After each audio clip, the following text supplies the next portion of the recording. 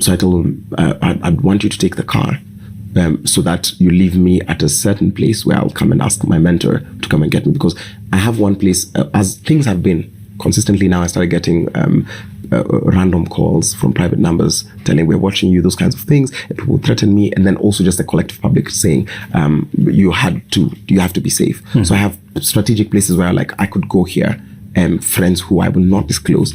So in one of those places, that's where I wanted to go, to one of my mentors' place, and I wanted him to drop me at a significantly far place, so that if anyone was tailing me, they would not know where I was going, because I don't want that place to ever be blown. So I told him, leave me around some place in a Karen, and then take the car somewhere. Then as I'm waiting, so he takes the car and he takes off. As I'm waiting, I'm trying to, make phone calls, because remember, I'm told that I'm being tracked. So I'm trying to make WhatsApp calls, and those kinds of things. There's a car that also was very aggressively tailing us. And so some men just appeared, and I was taken. So I was taken Tuesday. And I think the disconnect for people is for how long? It was just Tuesday night, and people made a lot of noise, and I'm very grateful to the Kenyan people, because at that point they were not. It had not gotten to the point where these things were violent. It was mostly psychological torture, and the kind of questions these people are asking is, what is your involvement? Who's paying you? Who's sending you to do these kinds of things? Those kinds of things. But also, part of the things that I was very afraid of is because I had shared my struggles, my mental health struggles, saying that I was suicidal. I felt as if they would do something to me and say, and later I would surface as a suicidal case. So that's what got me really afraid, because I was like, oh man, I played into this playbook quite well. But Wednesday happens, and there's a lot of furor and uproar online. And these people, and I keep on saying that they let me escape, and I say escape in quotes, because I don't think they were going to maybe let me escape if it were not for the aggressive surge. And I also do not know whether these people were cops or not, because that's the other thing. In this period, it's been very difficult to identify who's police force and who's not. And so on Wednesday, after this whole thing... Before Wednesday, where did they take you? That part I cannot account for, because I was blind. I'm blind Tuesday into the night. But I surfaced in Langata area, Kibra area, or Tiende sides. And I'm in a car, and they tell me, tutakutana na wewe. Yeah, tutakutana na wewe. So they dropped you around Langata? Yes. So that's where, and then I call my mentor, and I tell him, please come and pick me. And I also text my father and tell him, Dad, I'm not sure I'm safe, because this feels as if I had just escaped this thing by a whisker.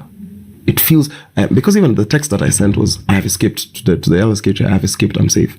Because part of me felt like I've outsmarted these people. They're like, oh, takutana, and that running away. And so I call a mentor of mine, to the mentor to whose house I was supposed to go to. And he tells me he's on his way. And so he comes and tells me, take out your SIM card, whatnot, those kinds of things. Also these prompts, that USSD prompts, the *29#, those stars, the things for tracking that were going around there, like, because there was fishy activity on my phone as well. And so I do all those kinds of things, and we do them around that area. Tells me, take it off because of the cell towers. We didn't want also just the tracking thing. So I get in the car, and then I will leave.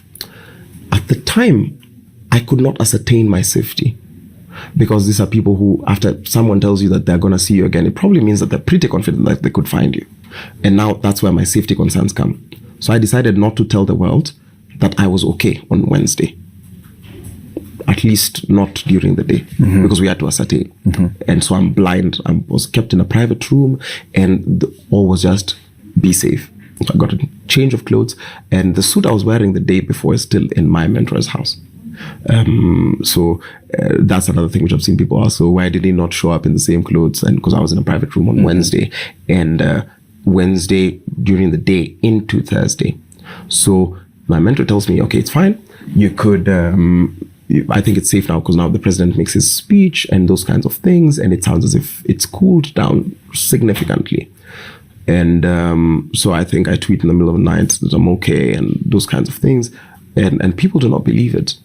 And especially when you show up the following day in the... Not even just before then, people are just like, oh, yeah, people do not believe that, is it you? Send us video proof and those kinds of things. And I'm in a house, I'm tweeting at like 3 a.m. and those kinds of things, so I couldn't record a video. So the next day, I show up home in sweats. I never wear sweatpants. I show up in sweats, in a t-shirt and a hoodie and a cape. So I call this pal of mine, I tell him, bring the car to such and such a place. I told him to bring the car at Legend, Karen. Bring the car at Legend. I will ask to be dropped at Legend. And I tell my friends, hey, listen, just in case anything happened, that there was a tracker in the car, that in the period where I had not seen my car, that it had been compromised. Again, because I've learned this time to have very high trust issues, because part of the people who even bullied my younger siblings were my very close friends during this whole period. So I get home and I tell my neighbors, hey, listen, I'm coming back home from Karen. In case of anything, have your cameras on. Tell my friends, hey, listen, it's me. You're going to see me in the flesh. I'm coming. And what got me so mad is when I got my phone, I saw that children had been killed. I couldn't take it. And people are saying, do not march to State House. I'm like, how can you say this online? I said, I'm going into the ground. If we are marching, we are marching. If we realize that it's too volatile and we will retreat, but it has to be down on the ground.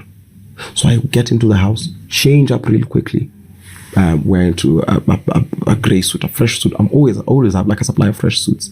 Get into the streets. Immediately I get there, I meet some protesters who are very peaceful.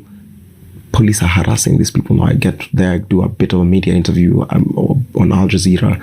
And so my logic has always been, hide in front of the media, because there's a bit of decorum. But now we've seen that they're lobbying, they don't care about anyone. And the police, curiously enough, the police that were deployed on town that day were not from Nairobi.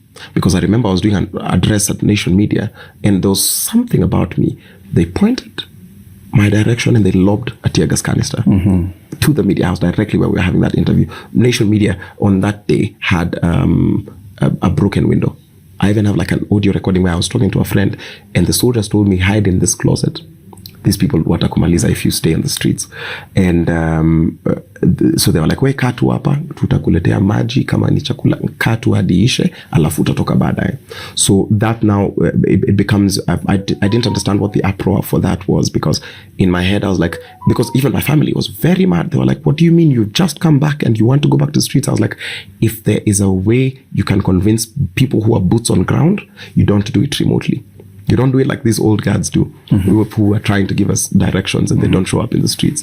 They tell us, do this, occupy this, do it this way, and they don't show up on the streets. I said, as a person who's been on the streets, the only way to talk to fellow comrades is by going to the streets and saying, hey, comrades, what do you think?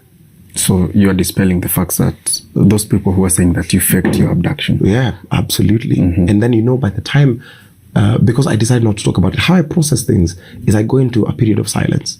To the point where, because part of my coping mechanism is humor, and until I can joke about it, I try not to address it. But I got to the point where, because also you find that there are also people who did this opportunistically. Part of the people that we feel have decamped did this opportunistically. Now it's casting shadows and aspersions, but it is a thing where it's almost as if you're supposed to be in real danger consistently. And so for me, it got to the point where I realized at this point, I have to take care of my safety and I'll do it the best way I know how, while also contributing to the movement. Because I said, I will dispense as much knowledge and as much information about this movement, about the things that we are doing at a personal capacity until the message reaches home. I can speak for the person who's in Dandora or Kawangware or in any slum or in any establishment, university or home, who cannot make it in front of the cameras. Hopefully that I can communicate the ideas that we talk about clearly enough for them to be heard as well. Yeah, so not even as a position as that I'm the leader, no. I'm just, my eloquence is my contribution to the movement. Yes. I think currently, yes, most people, even those who are, we can say they were not very active politically. Right. They are politically woke. Yes. Let's talk about the president's space. Yes. Yes. How did you feel about it?